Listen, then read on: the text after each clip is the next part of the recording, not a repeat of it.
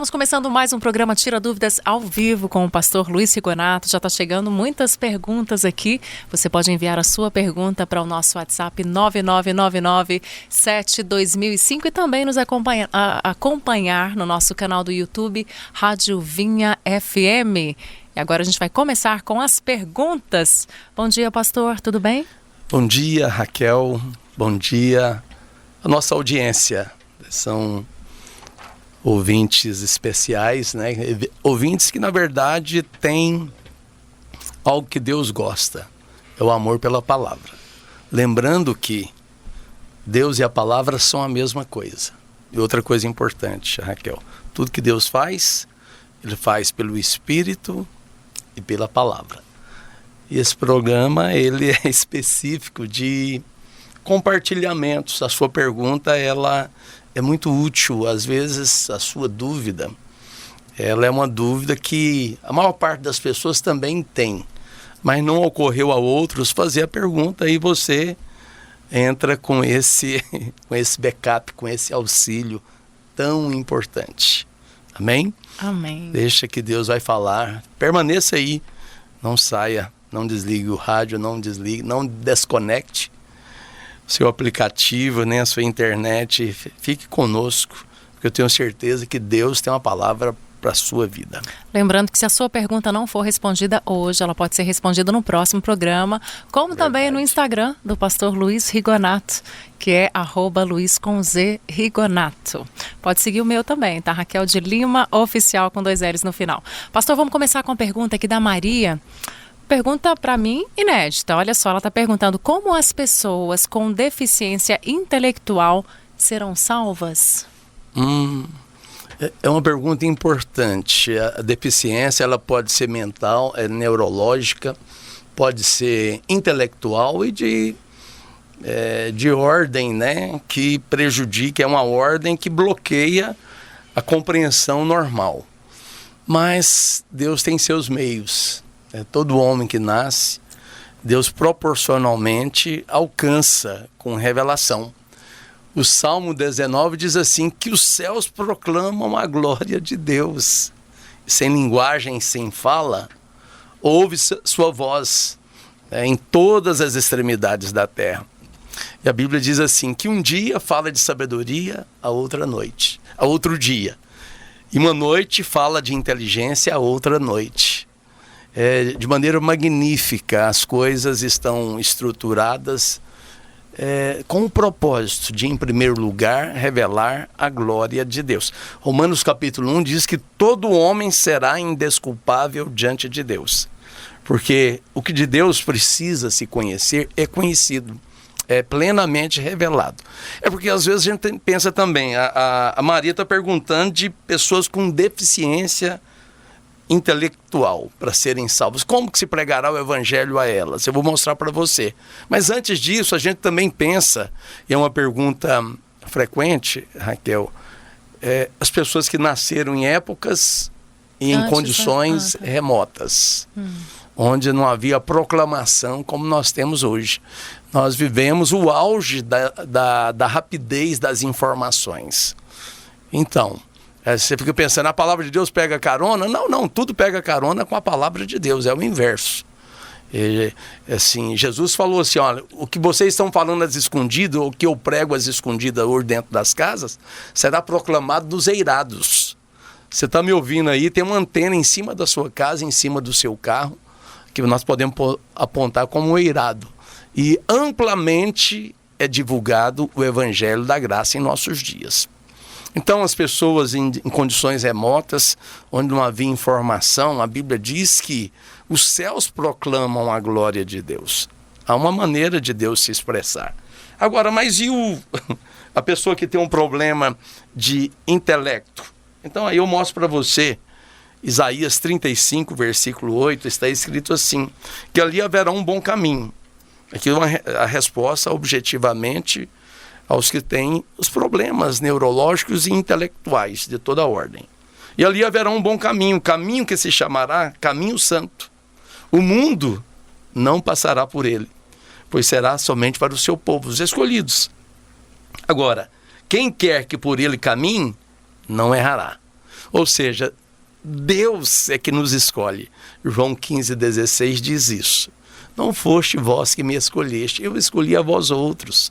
E vos designei para que vades e deis fruto, e o vosso fruto permaneça, a fim de que tudo quanto pedirdes ao meu Pai em meu nome, Ele vos conceda. Esse farto, ou seja, esse falto de intelectualidade, andará por esse caminho, será ouvido por Deus e ouvirá Deus falar com ele, porque a palavra de Deus diz: olha, quem quer que por esse caminho caminhe, não errará, nem mesmo o louco.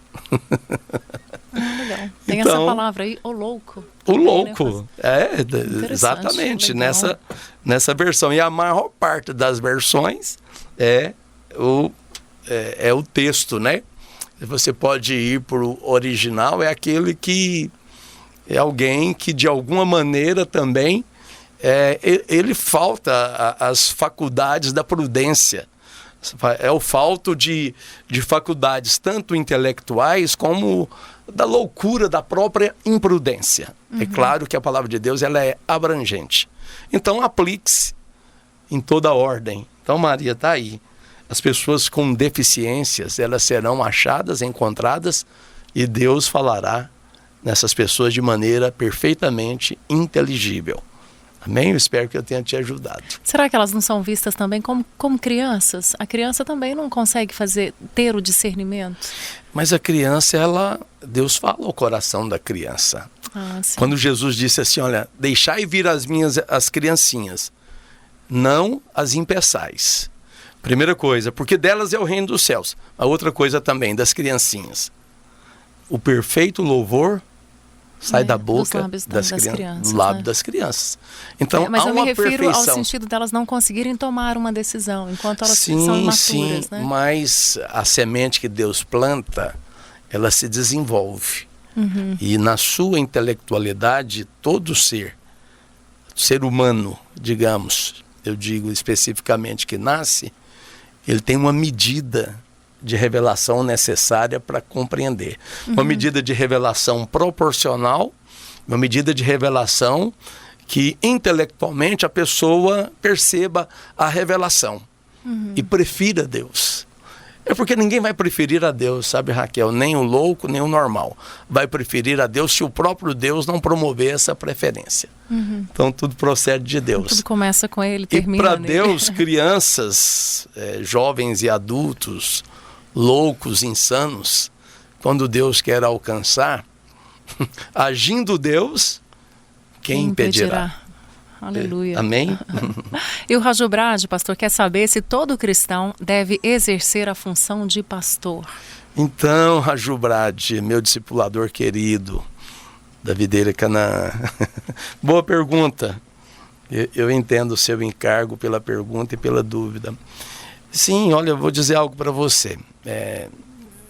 Todo homem vai servir a Deus de alguma maneira muito importante, e não necessariamente exercendo o ministério funcional de pastor. Se você é um pastor e tem um chamado pastoral, melhor obedecer, porque se você tem um chamado e não corresponde ao chamado, é desobediência. Mas e se você tem um chamado e vai em frente, tentando responder a um chamado? Isso é tentar a Deus. Vai ser aridez o seu ministério, porque você não tem um chamado. Não pense que é só pastor que agrada a Deus. Agrada a Deus é aquele que entende e tem um encargo do coração de Deus. Jesus falou assim, nem todo aquele que me diz Senhor, Senhor, ou que corresponde a uma reverência, seja ela aqui no caso ministerial, é que vai herdar o reino, mas aquele que faz a vontade daquele que o enviou. Qual é a vontade de Deus para a sua vida? É a sua fluência que diz a respeito. Mas se você tem uma crise com a questão ministerial, de alguma maneira isso é uma dica. Pode ser o seu chamado. Porque você que é chamado, você vai ser prisioneiro desse chamado. Eu fugi disso muitos anos. E me arrependo de ter fugido, né? Quando Deus me pegou, pegou para valer. Mas quando Deus pega, você não escapole, tá? Agora, o que Paulo fala, olha só, 1 Coríntios 9, 22, Raju, preste atenção. Ele fala assim que ele fez de fraco com os fracos, com o fim de ganhar os fracos. Fiz-me de tudo para com todos, com o fim de por todos os modos salvar alguns. Então, não sabeis vós os que correm no estádio? Todos, na verdade, correm, mas um só leva o prêmio. A nossa carreira, o vencedor, não é o que chega primeiro, mas é o que persevera até o fim. É um tipo diferente, não é uma competição normal. É uma corrida, é uma carreira e uma corrida de fé. Paulo falou, olha, eu combati o bom combate da fé. Eu completei a carreira, quer dizer, eu perseverei até o fim. Guardei a fé. O desafio é guardar a fé. Então o seu ministério, de fato, é guardar a fé. Guardar a fé está acima de tudo, mas no que se consuma o guardar a fé? Aí ele fala assim, olha, eu corro, não sem meta. Assim, luto, não como alguém que está dando murros no ar, mas eu esmurro meu corpo, eu reduzo a escravidão, a fim, para que tendo pregado a muitos, não venha eu mesmo ser desqualificado. Mas ele fala assim, olha, eu me fiz de tudo para me tornar cooperador com o Evangelho. É isso que ele fala. Ele fala assim que eu fiz de tudo para com todos. Versículo 23 que fala, tudo faço por causa do Evangelho. Eu deixei por último aqui a propósito esse texto. Então, Raju Brat, você tem que fazer tudo por causa do Evangelho, não tudo para ser pastor, com o fim de me tornar cooperador com ele. Uma coisa é certa para todos têm que cooperar com o Evangelho. Qual é a medida que você pode? Olha, a medida que você pode, dê tudo dentro dos seus limites. Ah, pastor, mas eu não consigo fazer isso, aquilo, outro. Então tá bom, tá justificado.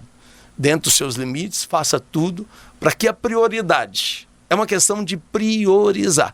Onde Deus deve estar? No primeiro lugar. Onde o Evangelho deve estar? No primeiro lugar. Mas não tem obrigação de uma responsabilidade e resposta ministerial. Agora, todos têm a responsabilidade ministerial, de algum modo, ao seu alcance, tornar-se cooperador com o Evangelho. Eu espero, Raju, que eu tenha cooperado, mas se eu compliquei, pode me perguntar que eu tento explicar. Como disse Rick Warren, né? Tudo tem que ser um pretexto para a gente servir a Deus, né, pastor? Tudo tem que ser um qualquer motivo. Profissão, qualquer... Assim, se você coloca Jesus em primeiro lugar, tudo ao seu redor vai ser em função do Evangelho. Isso é maravilhoso. Ah, pastor, mas eu quero dizer... Não, o Evangelho...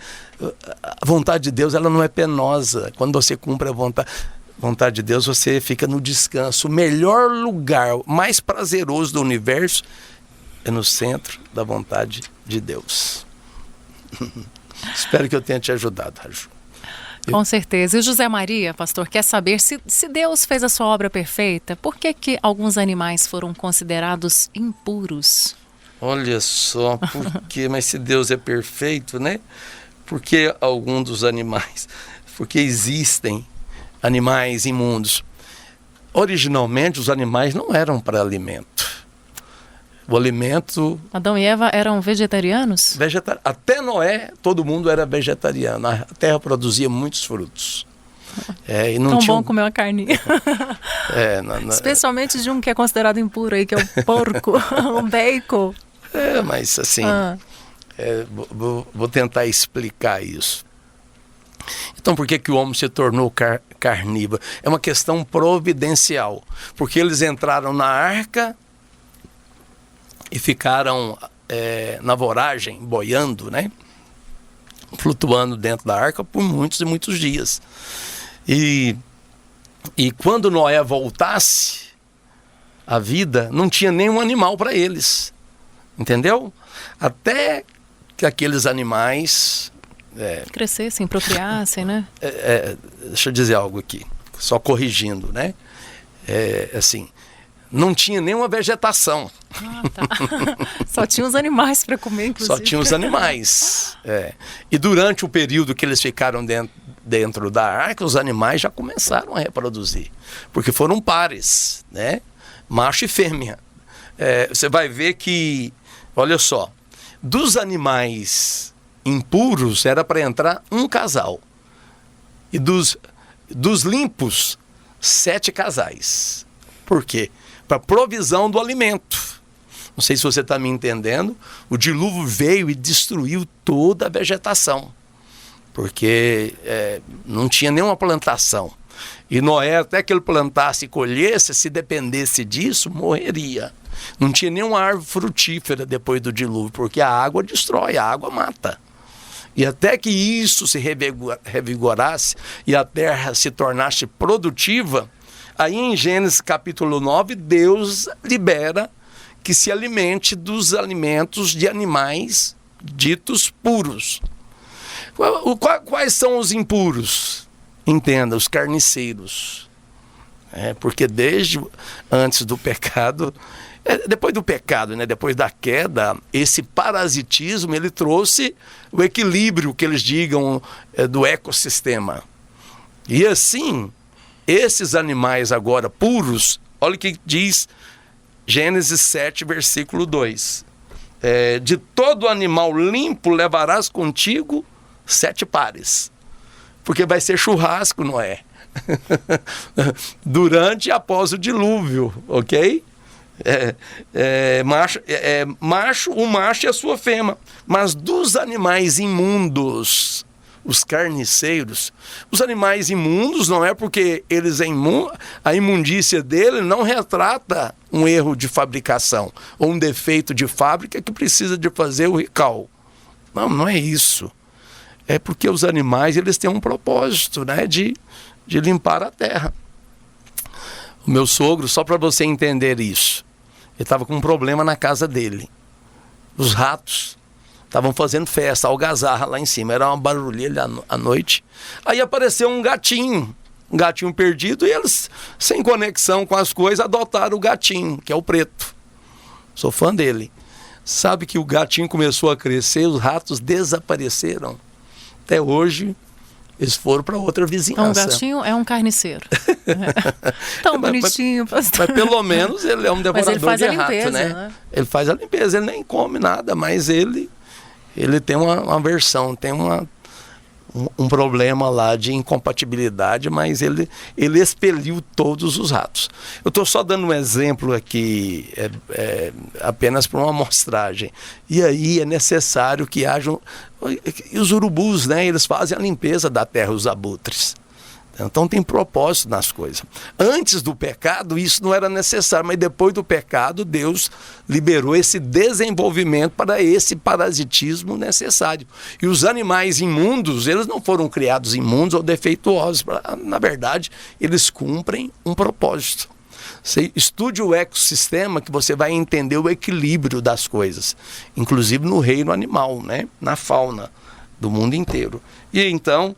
os animais imundos, apenas um par, o macho e a sua fêmea. Então, dessa forma, não foram criados assim, mas para um propósito. E esses animais, os limpos, se tornaram úteis para o nosso alimento, né?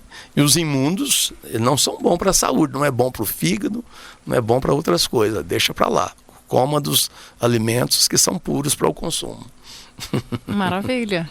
Pastora Alessandra, ela quer saber qual foi a causa do povo hebreu ter se tornado escravos no Egito, mas a gente vai saber essa resposta depois do nosso intervalo comercial. Manda sua pergunta aqui para o nosso WhatsApp 99997-2005. Até daqui a pouco.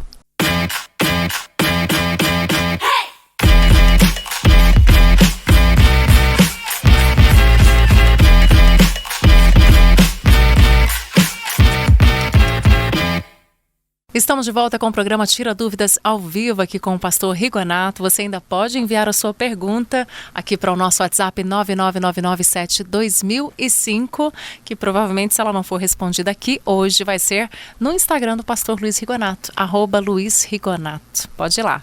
Tá? E a gente, no bloco anterior, nós fechamos com a pergunta da Alessandra. Ela quer saber o seguinte, pastor, qual foi a causa do povo hebreu ter se tornado escravo no Egito? Então, essa questão é tão importante, a sua pergunta é oportuna, viu, Alessandra? É à frente das demais. Começando do começo, nunca foi a vontade de Deus que José tivesse sido vendido pelos seus irmãos para os ismaelitas e o processo que isso alcançou. Claro que Deus faz com que tudo coopere para o bem dos que amam a Deus. Em Gênesis 39, do 1 ao 4, você vai ver que na mão de José tudo prosperava. Porque Deus era com ele, José se tornou um homem muito próspero, ok? Mas assim, é porque Deus, ele é bom em fazer com que tudo coopere para o nosso bem.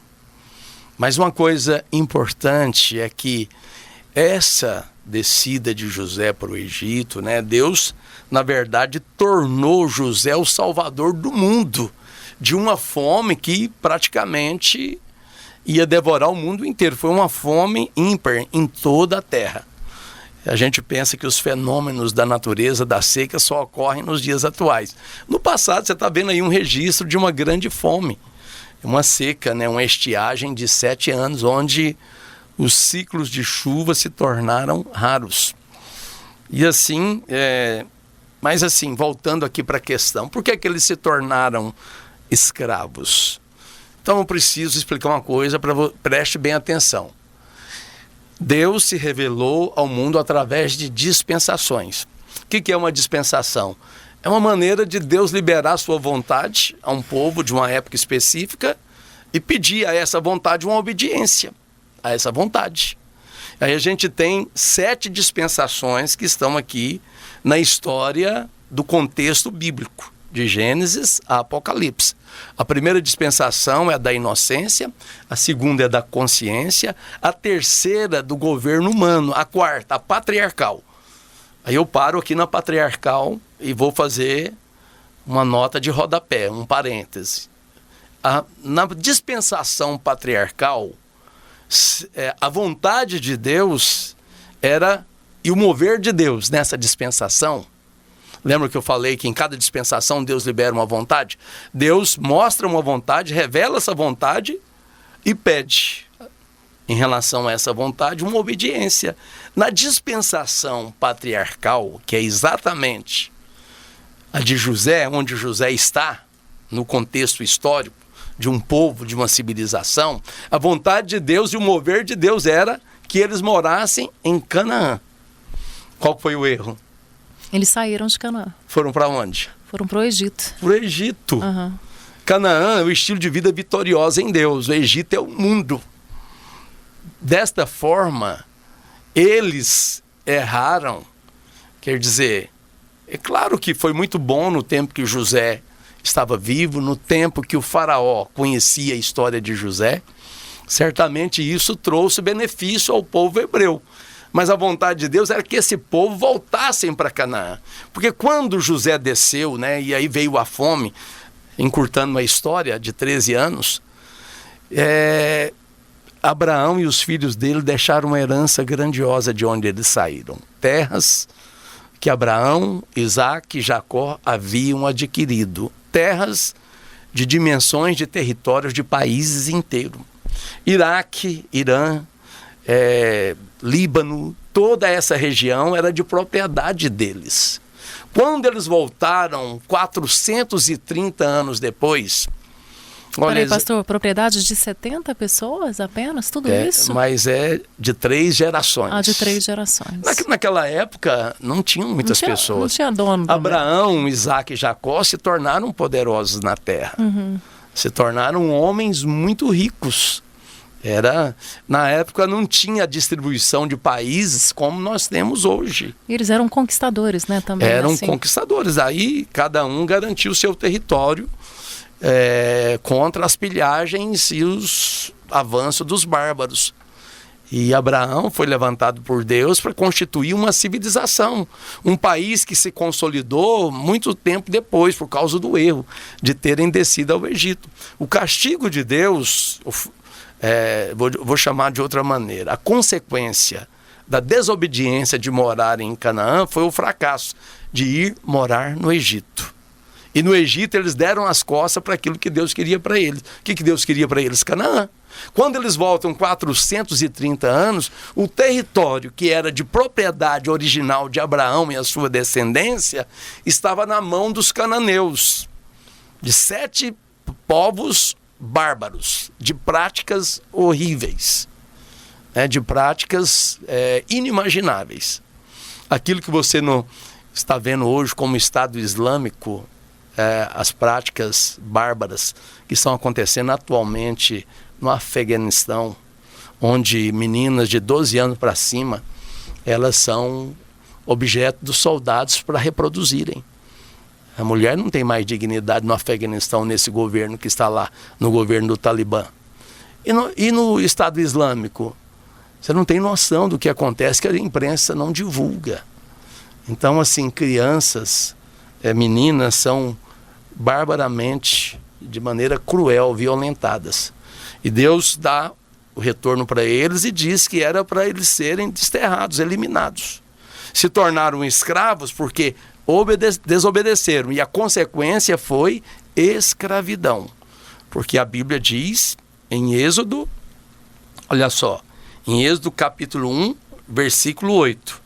Se você tiver com a Bíblia, abra ela comigo e eu leio para você. A Bíblia diz: entre mentes, depois que José morreu,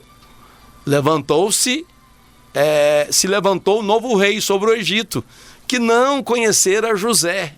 E o que aconteceu?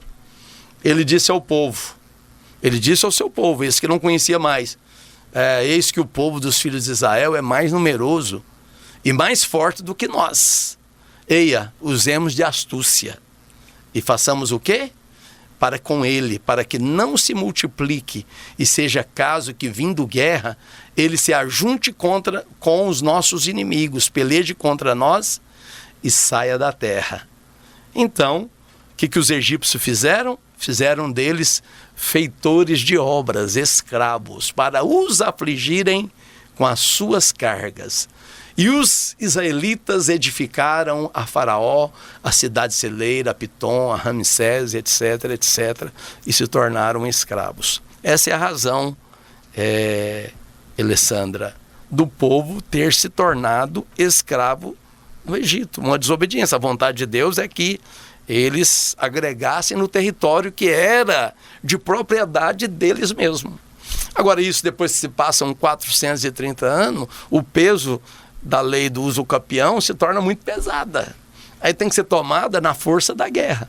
Daí aconteceu o que aconteceu, mas infelizmente Israel fez mal feito. Você pode ler isso em Juízes 1 e 2, mas é resposta para uma outra pergunta em um outro programa. Eu espero que eu tenha te ajudado. Agora, mudando completamente de assunto, a Patrícia quer saber, pastor, essa é uma pergunta assim mais recorrente. O dízimo é da lei ou é da graça? Então, nos dias de Abraão, Patrícia, a sua pergunta, tem muita gente agora que está interessadíssima em ouvir, porque as orelhas subiram agora. Você sabe que é muito feita essa pergunta. O dízimo é da lei ou é da graça? Eu já respondi em outras ocasiões, mas eu quero cunhar melhor, entalhar melhor essa resposta. O dízimo é da graça. Mas como o senhor prova? Nos dias de Abraão, eram dias de vigência da graça. Como que o senhor prova? Gênesis 15, 6. A Bíblia diz que Abraão creu e isso foi imputado para a justiça. Assim como você hoje, se você, a lei dispensacional, a vontade de Deus em nossa dispensação, que é de graça, crê no Senhor Jesus e ande no Espírito. A vontade de Deus hoje é que creiamos no Senhor pela fé, quer dizer, e mediante a graça andemos no Espírito. Naqueles dias, Abraão creu e isso foi imputado para a justiça. E Paulo estabelece esse texto de Gênesis 15, 6 como uma base de todo o tratado da graça neotestamentária. Entendeu? Porque Romanos é o quinto evangelho, Romanos os evangelhos é Deus conosco, mas Romanos é o Deus em nós.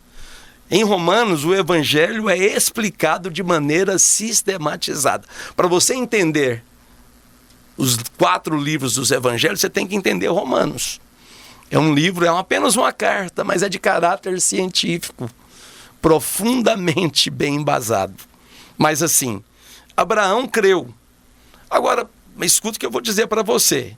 Abraão reconheceu essa graça por gratidão quando ele se mostrou dizimista sem nenhuma imposição formal ou legal de dízimos. Por gratidão pela graça, Abraão deu o dízimo de tudo em tempos de graça. E não por acaso, pessoal, preste bem atenção nisso, para que você não tropece nessa graça. Qual graça, pastor? É a graça de dar. Mais bem-aventurada coisa é dar do que receber. É Jesus que falou isso. Mais bem-aventurada coisa é dar do que receber. Porque muitos acham que dízimo é lei. Não, dízimo. Você tem o privilégio de ter algo para dar. Isso é gracioso. Você sabe que quando Deus aceita a oferta de Abel, é graça. É muita graça. Caim até trouxe algo, mas não trouxe conforme a vontade. Trouxe contra a vontade, porque Deus queria uma oferta de sangue. E Caim tentou relacionar com Deus alheio ao sangue. Não tente relacionar, nem dar o dízimo, que é o escopo da resposta, sem a graça do sangue. E quando você dá e Deus recebe, isso é graça. E Abraão fez questão de registrar esse fato. A Bíblia faz questão de registrar com contundência, dizendo com clareza: e Abraão deu o dízimo de tudo. Não tinha lei. A lei, na verdade, veio 500 anos depois de Abraão. Mas no tempo de Abraão era um tempo de graça. A graça, ela chega ao fim, para o início da dispensação da lei, em Êxodo capítulo 18, versículo 9, quando eles pedem a lei. Até esse momento, né, quando eles disseram assim: olha, tudo que Deus determinar, nós faremos.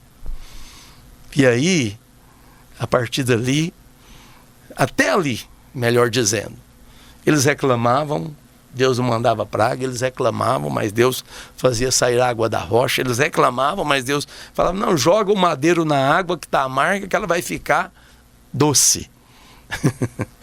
Mas depois de Êxodo 18, quando eles pedem a lei, tudo que eles faziam de errado era respondido com juízo. Eles atraíram o juízo sobre si. Deus sim determinou o dízimo, porque tudo que a lei diz não é para amaldiçoar, é para abençoar. Mas hoje nós não obedecemos a lei na força do braço, mas é pelo Espírito de Deus. Andar em espírito, jamais satisfareis os desejos fortes da carne. Gálatas 5,16. Hoje você tem a oportunidade de dar o dízimo de tudo e Deus receber, se você faz isso pela fé. Mas se você acha que não tem fé para isso, não é obrigado. Se não fizer, não tem maldição. Mas o que falta? Pois, se você tem uma terra muito boa e não semeia nela, você não colhe. Se você não dizima, você não está semeando. Porque o seu dinheiro, conforme Paulo falou em 1 Coríntios capítulo 9, ele é uma sementeira. Deus dá a semente ao que semeia e pão ao que alimenta. Semente não é para comer, gente. Semente é para semear. Senão falta lavoura para colher. Dessa forma, eu respondo para você de maneira objetiva, Patrícia. Dízimo é muita graça. Aleluia. Pastor, só um adendo aí. O senhor falou que eles pedem a lei. Eles pediram pela lei? Pediram a lei. Como assim? Moisés estava perante eles e eles falam assim: olha, vão perante Deus, sobe lá no monte e pede para ele. Tudo que ele mandar, nós obedeceremos. Ah, sim. E Deus queria mostrar para ele que eles não eram capazes de obedecer à vontade dele pela força do braço. Eles não quiseram relacionar. Eles queriam uma lei, uma religião para obedecer. E eles descobriram na própria experiência durante 1500 anos o quão difícil foi essa escolha. Eles acharam que seria mais fácil, só que, achou que era mais fácil. É impossível, na verdade. Deus queria mostrar que Abraão não obedece a Deus em nada, mas pela graça ele obedece quando ele crê. Deus queria que fosse como Abraão, que eles crescem. Eles não quiseram crer. Porque o relacionamento da fé, de fato, ele é mais difícil? Não, ele é sobrenatural. Simplesmente a gente não consegue proceder por obediências de normativas. Você acha que porque você obedece às normativas da empresa que você trabalha, você vai obedecer a tudo. Paulo achou que até o 9º mandamento ele era capaz de obedecer a Deus. Mas quando ele se depara com o 10º mandamento, ele descobriu algo que precisava de Deus. Aí ele falou: miserável homem que sou, quem me livrará do corpo dessa morte? Porque o 10º mandamento é: não cobiçarás. Oh Deus, só o Senhor é Deus, que nos capacite a não cobiçar. Paulo descobriu isso. Mas ele fala: olha, eu dou graças a Deus porque isso já foi feito pelo meu Senhor que morreu na cruz. O Romanos capítulo 8 é uma resposta do capítulo 7. Em Romanos nós andamos no Espírito. No capítulo 7, Paulo está tentando se libertar da lei. O capítulo 8 ele é liberto. E o corpo da morte, eu acho que é um adendo importante aqui. O que é o corpo da morte? Era um estilo de execução romana. Um serial killer, um matador em série, quando ele era pego, eles faziam o seguinte: eles pegavam um cadáver, ele era executado. Mas como que era a execução dele? Eles amarravam de maneira muito bem amarrada um cadáver junto com o criminoso, de costas, os dois nus. E ele pegava esse camarada que estava amarrado a um cadáver de um morto, de um defunto, e punha num calabouço e deixava o defunto apodrecer. E à medida que o defunto apodrecia, os vermes entravam naquele réu e ele morria dessa maneira. Esse era o corpo da morte, né? Agora, quando alguém está amarrado ao pecado, Paulo está dizendo, ele está amarrado a um corpo de morte. E nós, com os crentes? Não, nós estamos em Cristo, somos nova criação. Não tem nenhuma condenação para nós. Estamos libertos do corpo da morte. Aquele que está em Cristo não está amarrado ao corpo da morte. O Senhor nos livrou dele. Que Amém, horror, Raquel? essa tortura aí que o senhor mencionou. É uma execução, na verdade. Terrível isso. Pastora Gleide Aparecida, eu senti uma dor aqui na pergunta dela. Ela está perguntando: ser estéril é castigo de Deus? Eu não tive filhos devido a um problema de saúde. Deus está me punindo de alguma coisa? Não, queridas... Gleide Aparecida. Gleide, né, Aparecida? Não sinta isso, né? Não se sinta condenado. Eu sei que escassez de dinheiro, né, dívidas, doenças são profundas e cruelmente humilhantes. Mas assim, não tem mais nenhuma maldição sobre a sua vida. Jesus sofreu, a Bíblia diz que ele carregou o nosso castigo lá na cruz do Calvário, viu, Gleide Aparecida? Ser estéril é uma consequência, né, convencional da conjuntura do mundo caído. A Bíblia diz que com o pecado a terra passou a produzir cardos e abrolhos. E infelizmente o diabo, com a queda, ele semeou o vírus da morte no nosso corpo mortal. E nós padecemos de tantas enfermidades. Há uma promessa que nós seremos curados delas. Vou dizer algo para você: a salvação de Deus é, em primeiro lugar, a regeneração do espírito. A segunda é um processo de transformação da alma. O outro é a salvação do corpo. Nós estamos disciplinando, fugindo do pecado, mas só no futuro que nós seremos glorificados. Você está pensando: pastor, mas eu carrego essa culpa, né? Uma acusação até. Eu não tive filhos por problemas de saúde. Sim, nós não estamos mais no jardim do Éden. O mundo não é mais, eu falo assim com muito temor, o lugar apropriado para vivermos a plenitude daquilo que todos gostaríamos. Você sofre por uma esterilidade. Pode ter certeza que eu sofro por outras coisas e espero em Deus. E Paulo fala em 1 Tessalonicenses, Gleide Aparecida, 4, versículo 13, ele fala assim: olha, irmãos, eu não quero que vocês sejam ignorantes com relação aos que sofrem, aos que morrem. Para não vos entristecerdes, sabe, Gleide, como os demais que não têm esperança. Apesar de você estar sofrendo um problema de esterilidade, tenha esperança, ok? Por quê? Pastor, por que você pode me perguntar que eu posso ter esperança?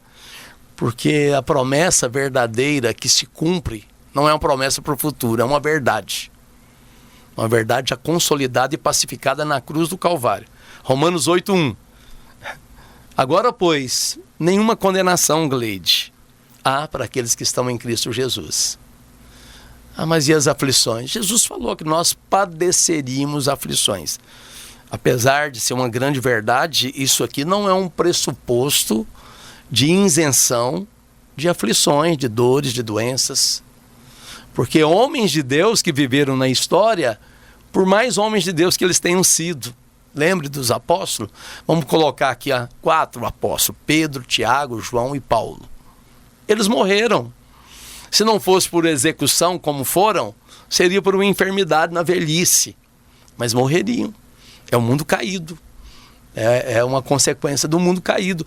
Agora, o Senhor quer que nós tenhamos esperança, porque Deus não desconsidera a nossa vida cheia de sofrimento. Não pense que Deus está ignorante ao que você está passando, Gleide. Deus padece com você. Ele se importa. E isso vai ser, pela sua esperança, capitalizado com grande glória. Você pode ter certeza. E bem assim, você está perguntando, Deus não está te punindo de coisa alguma, porque Ele não pune homem algum de coisa alguma. 2 Coríntios 5,18, ele diz assim, a saber que Deus estava em Cristo, nos reconciliando o mundo inteiro com Ele, a saber, né, que Deus não está imputando aos homens as suas transgressões. Puxa, nenhum homem, por mais perverso que seja, sofre e vai sofrer a consequência dos erros. É impossível a pessoa não colher a consequência do erro. Mas a Bíblia diz que Deus não está imputando aos homens as suas transgressões. Ok, Gleide? E 2 Coríntios 5,21, que é o texto que encerra esse raciocínio do apóstolo Paulo.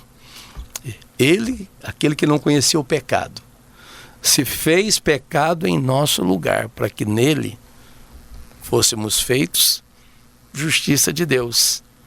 Você é justiça de Deus, Gleide. Eu sou justiça de Deus. Mas vez ou outra vai reverberar em nós alguma consequência do mundo caído. Mas essa não é a resposta final. Por isso a Bíblia diz, melhor é o fim das coisas do que o início delas.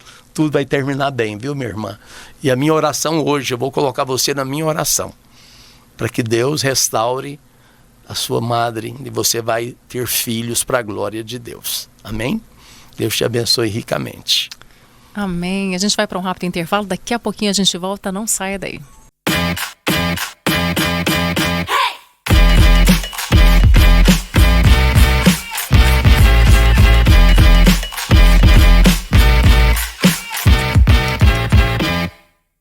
De volta ao programa Tira Dúvidas ao vivo aqui com o pastor Luiz Rigonato. Lembrando que a gente está ao vivo também no nosso canal do YouTube, Rádio Vinha FM. Siga a gente, tá? E a pergunta de agora é a pergunta da Sandra. Pastor, por que Deus enviou um espírito maligno para atormentar Saul? Então, Sandra, antes de responder você, eu quero pedir para você me acompanhar no meu Instagram, ok?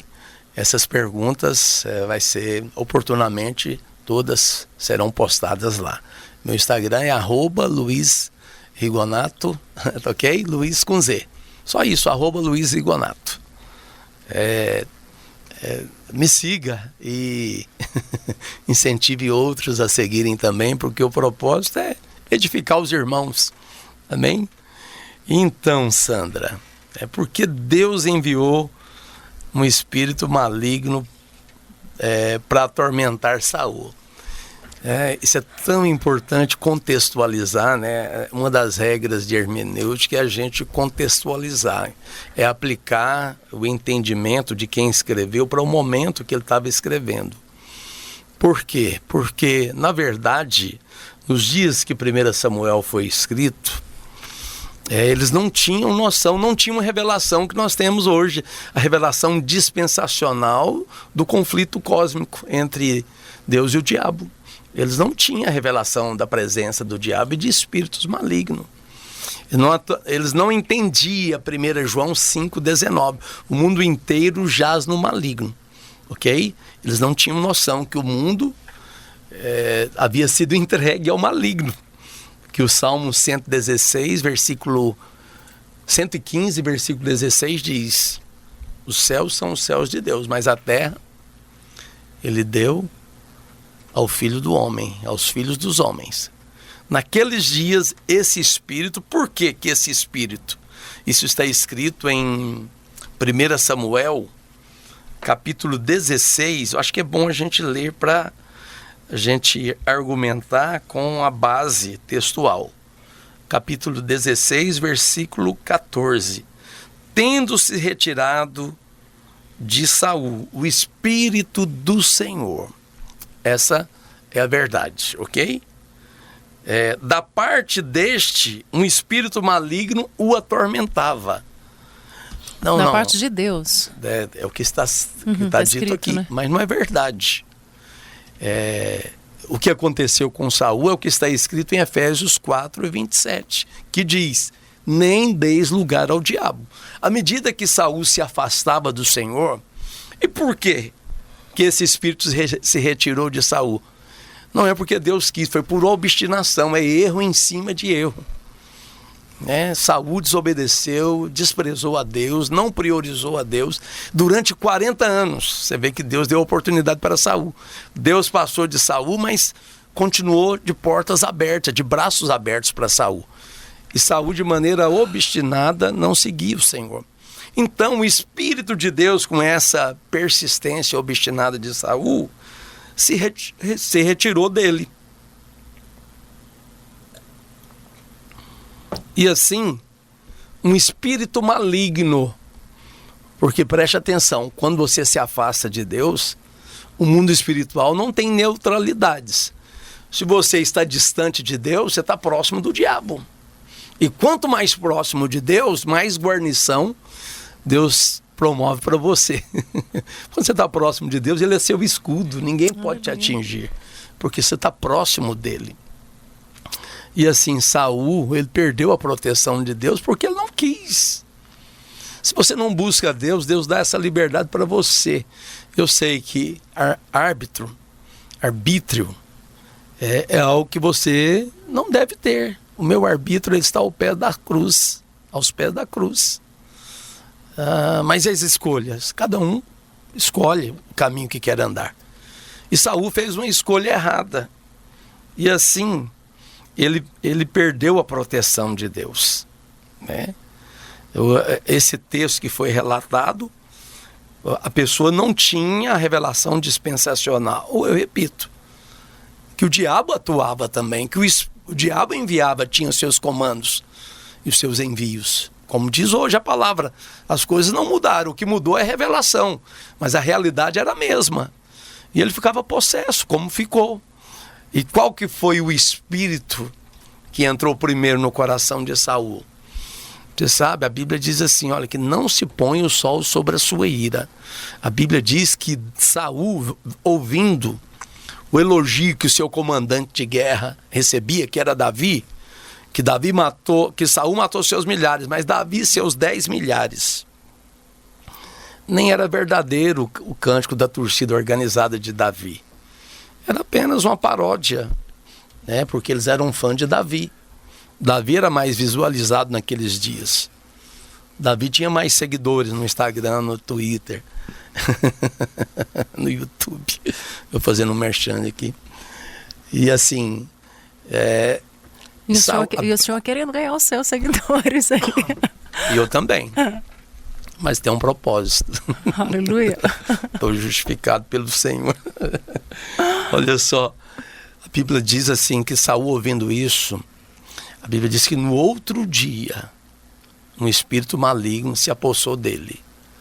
Inveja, sentimentos impulsivos da mágoa, ressentimentos, coisas ruins do espírito. Muito cuidado, que o Senhor nos dê domínio sobre sentimentos ruins. Alguém disse assim, eu vou usar aqui o orgulho, que do orgulho dos pecados será o último a ser vencido, dos inimigos será o último a cair. Bem assim, maldade, inveja e outros sentimentos que são derivações desse pecado maldito. Nós temos que sermos vigilantes. Saul não vigiou e ele ficou profundamente tomado de ódio. Davi não tinha culpa de nada. Magoado com culpa, Davi não tinha feito nada. É o levante do diabo contra Davi. Então, dessa forma, Porque Saul deu lugar ao diabo e o Espírito veio.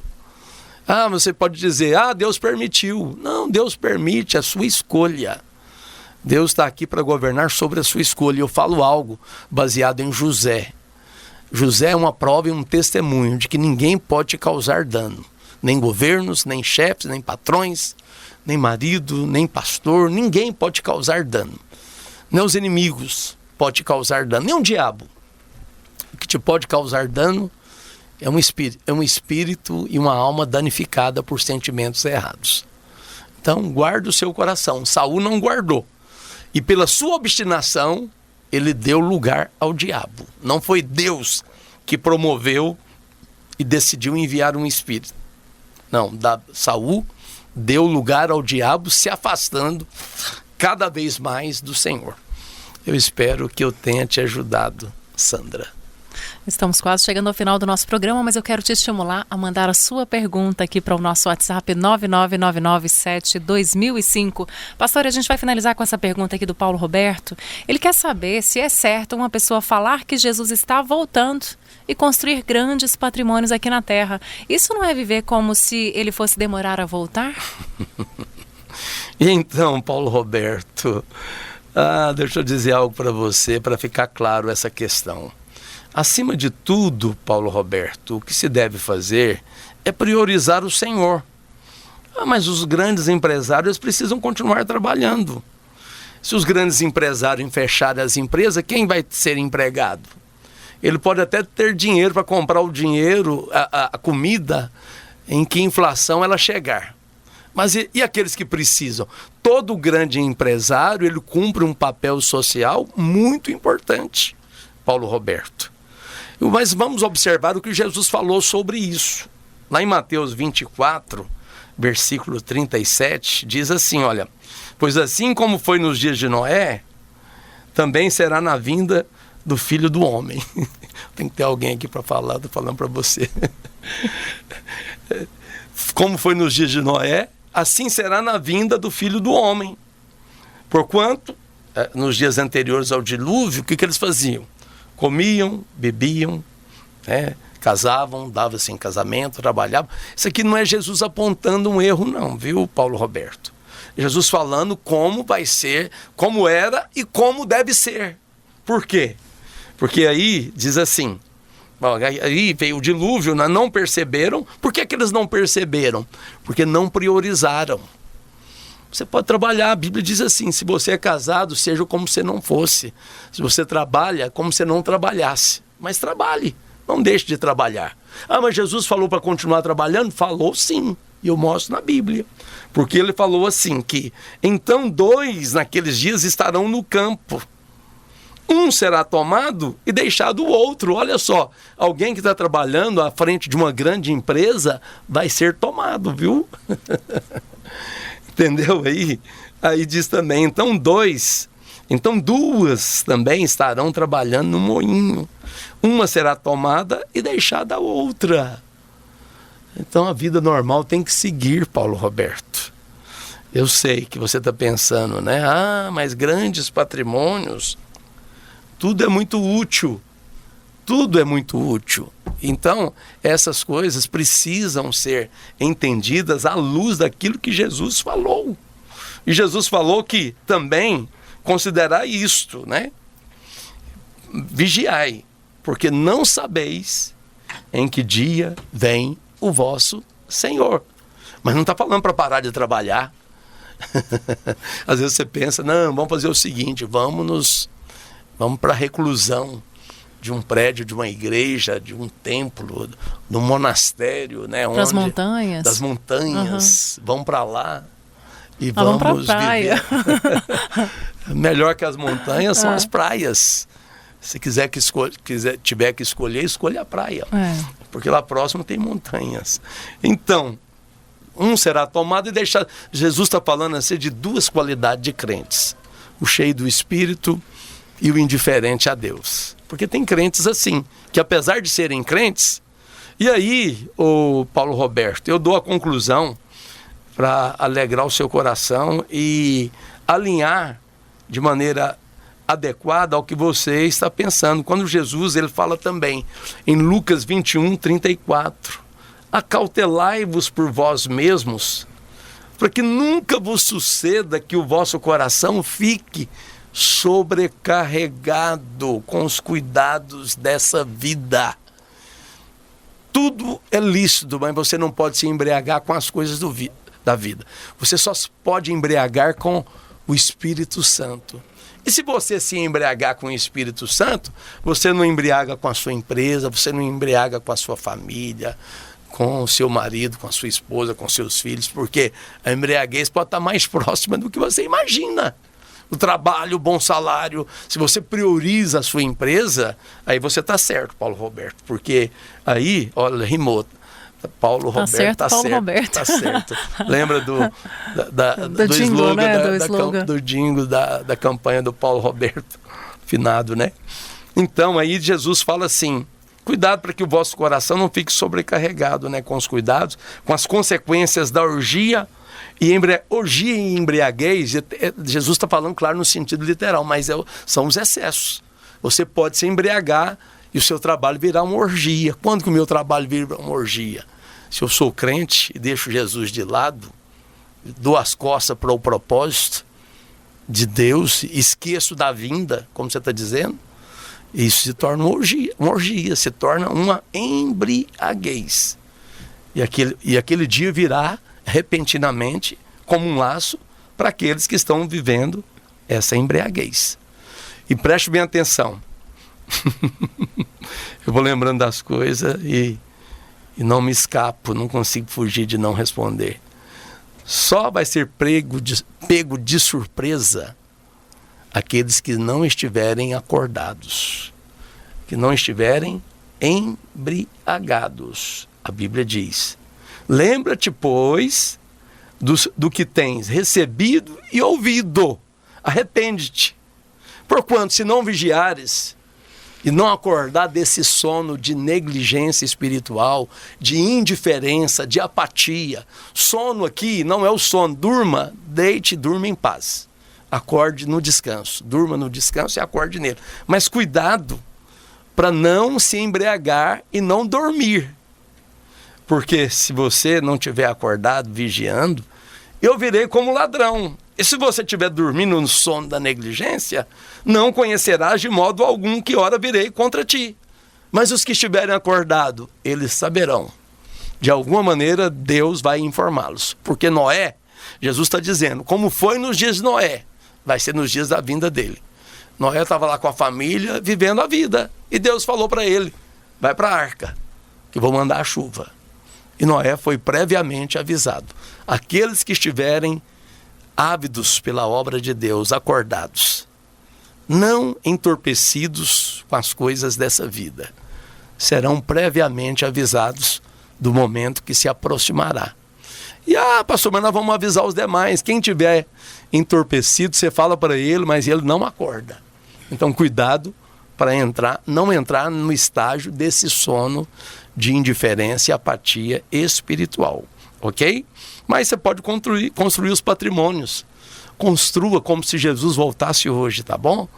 Espere pela vinda e não tem problema. Espero que eu tenha te ajudado, Paulo Roberto. Aleluia, sérias e profundas palavras. Agora chegou o momento da gente receber a oração do pastor Luiz Rigonato e que o Senhor que estejamos de fato acordados, né, em nome de Jesus. Prepare o seu coração.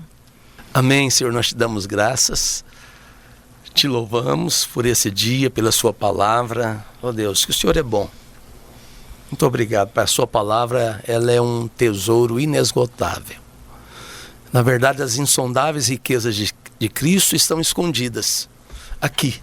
Sua palavra também diz em Provérbios capítulo 20, versículo 1, ou 25:1, que a glória de Deus é encobrir as coisas, mas a glória dos nobres é esquadrinhá-las e descobri-las. Senhor, mediante a sua bondade, eu oro, Senhor, pela Gleide Aparecida. Senhor, que ela saiba que o Senhor é bom. Senhor, restaura a saúde dela. Dá aos filhos e o filho que ela está pedindo, Pai. O Senhor é um Deus de graça, é um Deus de favor. Ó Deus, onde o Senhor coloca as mãos, o que está morto revive. O que está doente é completamente sarado. O que está empobrecido é enriquecido. Eu profetizo a sua bênção. Muito obrigado por aqueles que compartilham deste momento. Eles alcançam a graça do Senhor agora. Que o Senhor possa usar de pretexto para mostrar bondade para cada filho seu. E Senhor, o Senhor diz no Salmo 9 que o Senhor não desampara nem despreza o pedido de um justo. O Salmo 84 diz que o Senhor não sonega nenhum favor àqueles que pedem favor. Mas o que se aproxima, o Senhor responde com aproximação semelhante. O Senhor é um Deus de generosa reciprocidade para com filhos, que reconhecem, que acreditam na bondade do Pai. O Senhor é o nosso Pai amado. E o Senhor Jesus nos ensinou a orar dizendo: Pai nosso que estás no céu, que o seu nome seja santificado, que o seu nome seja tirado do comum e elevado, Senhor, a uma posição de dignidade e honra divina. Nos ensina a engrandecer e a dar dignidade ao seu nome. Pai, que a sua vontade seja feita aqui na terra, como ela é feita no céu. No céu só acontecem coisas boas. No céu não tem enfermidade, no céu não tem pobreza, no céu não tem endividamento, no céu não tem câncer e nenhuma sorte de enfermidade, no céu não tem esterilidade, tudo é produtivo. Deus, então na terra que as coisas aconteçam na dimensão das coisas que acontecem no céu. No nome de Jesus, venha o seu reino, Senhor. Nós precisamos de um governo perfeito como o seu. Deus bendito, abençoe Goiânia, abençoe Goiás, abençoe o Brasil. Senhor, abençoe esses dias finais do ano de 2021. Nós agradecemos por termos chegado até aqui. Há uma alegria no nosso coração pela sua bondade. Nós repreendemos todo o mal, todo o espírito que se levanta para promover divórcios, que se levanta para promover discórdias nas famílias, nos casamentos. Deus bendito, abençoe a empresa, abençoe o empregado, abençoe a empresa, Senhor. Se está num processo de falência, que haja uma restauração. Se está bem, aumenta muito mais o faturamento. Senhor, que cada empresa cumpra o seu papel social do emprego, como eu respondi aqui, Deus. Abençoe empresários, Pai, prospera eles. Abençoe a igreja do Senhor, Pai. Abençoe o pastor Aloysio, abençoe a videira. Mas abençoe as igrejas que proclamam o nome do Senhor, que formam uma grande cooperação na proclamação do Evangelho da graça de nosso Senhor Jesus Cristo. Pai, eu oro, eu declaro que os nossos governantes são abençoados, que essa rádio é abençoada, Pai, que esse programa é abençoado. Eu abençoo cada um dos que participam aqui. Eu abençoo a Raquel, abençoo a vida do Pedro, do Gessé, do Edinaldo, todos os técnicos, todos os locutores, funcionários dessa rádio. São abençoados para a glória de Deus. Nós estamos aqui como voz do Senhor. Ó Deus, ainda que sejamos uma voz que clama no deserto, ó Senhor, o cuidado de fazer essa voz ecoar é do Senhor. E o Senhor é poderoso para fazer infinitamente mais. Amém, amém e amém. Glória a Deus.